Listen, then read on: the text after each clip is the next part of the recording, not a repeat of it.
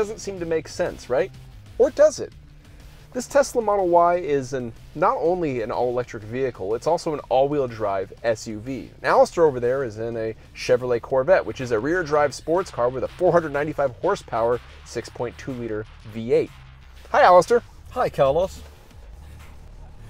On the face of it then, this doesn't make sense, but let's look at it from another perspective. These are both enthusiast-friendly, highly desirable, high-performance motor vehicles. And besides that, we own both of them as part of our Edmunds long-term test fleet. And so we thought we'd put them head-to-head and see which one wins. Now, this Tesla Model Y is the performance spec, and we got the optional performance upgrade that's now rolled into the car when you get it. But anyway, we call it affectionately the Model Y Performance, and we paid about $70,000 for it. And this Chevrolet Corvette we could also call the Performance because it's got all the go faster goodies in it. The Z51 package, the sports suspension, the sports exhaust, and of course, most importantly of all, red seatbelts, which was my contribution to the configuration.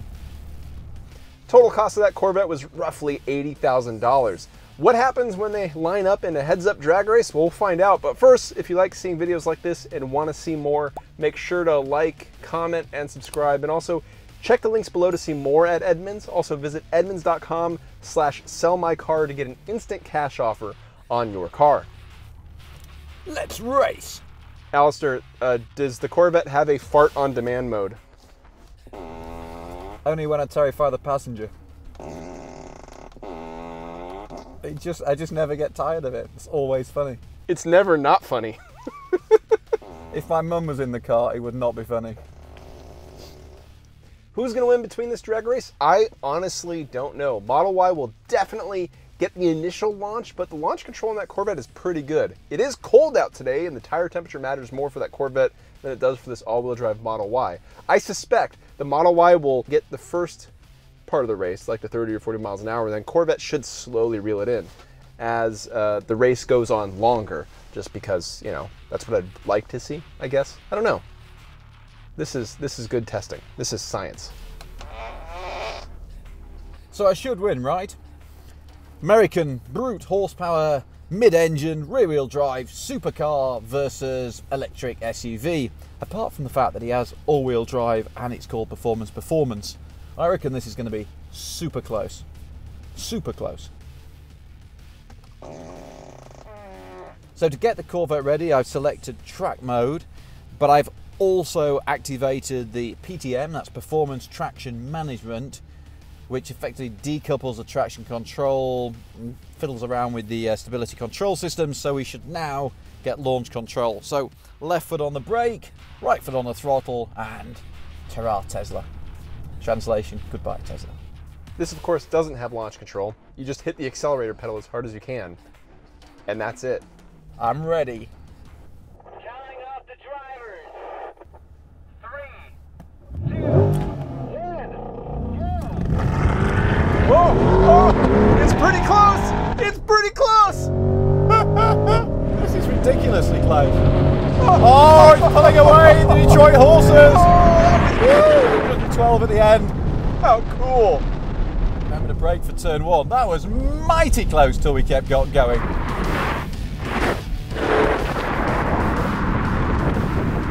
That was so close! How cool was that? That was very cool. I could see the little whites of your eyes as we drew alongside. Then it was that classic sort of electric car thing. It just didn't quite keep pulling when the revs started to rise. I just got you in the second half.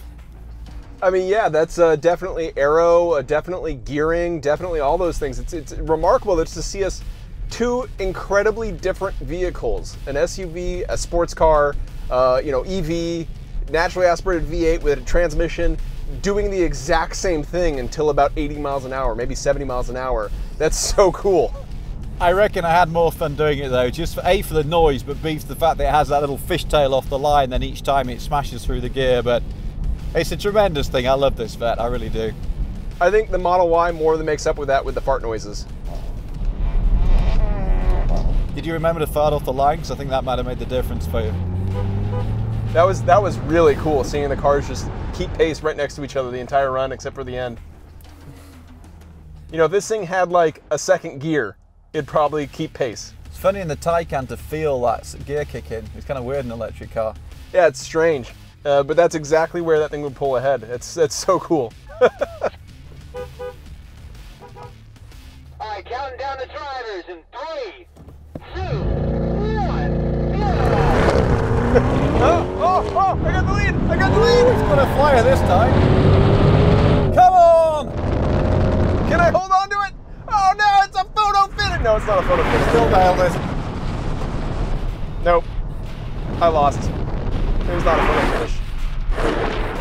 I didn't get the best traction off the line. You should have heard my pathetic little squeals because I didn't get the best of starts and you were ahead.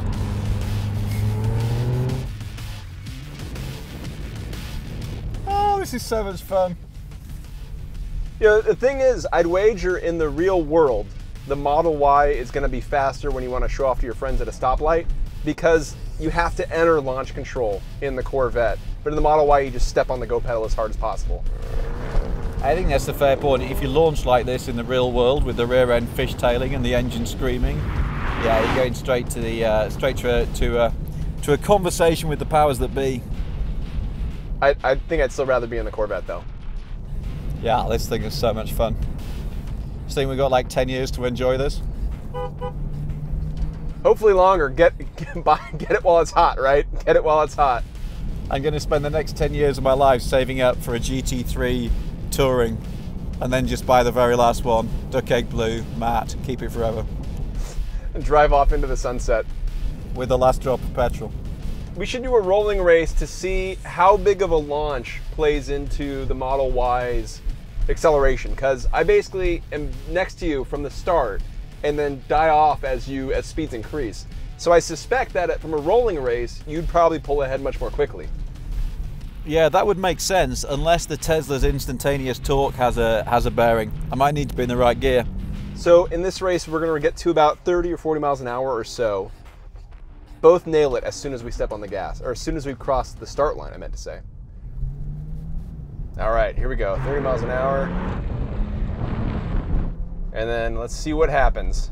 Okay, so rolling race, third side, about 35, and nail it. This is a lot. Yeah, still it goes away.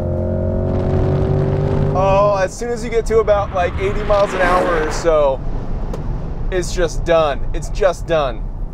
Yeah, I did use kickdown then rather than holding it on the manuals, and it's interesting. I think it's only really when you get to about 70 miles an hour, that kind of area, that this thing really starts to pull away.